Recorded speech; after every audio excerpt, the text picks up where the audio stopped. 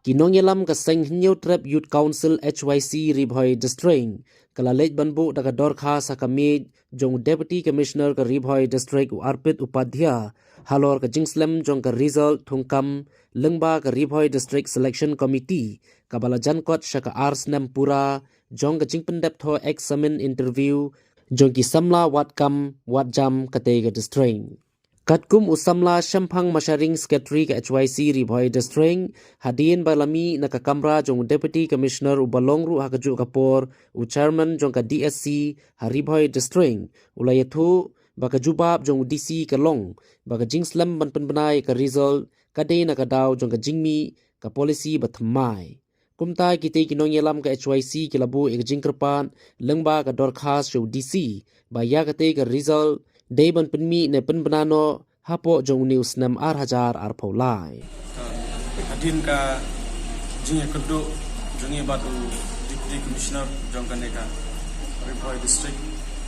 Wapat ru kuju kepor kumusherman jong ka district selection committee. Nila bu kejingkeli Ahmad jongu ba naka kadau bala penslam ban penmi ya ka result jong ka DSC agaba ka exam kalakut nadu usnem arhajar arpuar mental ajan arsnem kenti bala deb ka exam rei ka result karadu menta ampala pan mi tena kaliang jungu ulai thu ini baka daw hi kadai na gajing mi jongane ka polisi ka batumai de mila terpat iku ban ngilabu ro jingkeli kalau mat jungu ba lagno udah bentenmi no apo jong mentau senam kenang ba para samla jong temring hoi jengi ba apply ya post repair apo jong lemba kan ka DC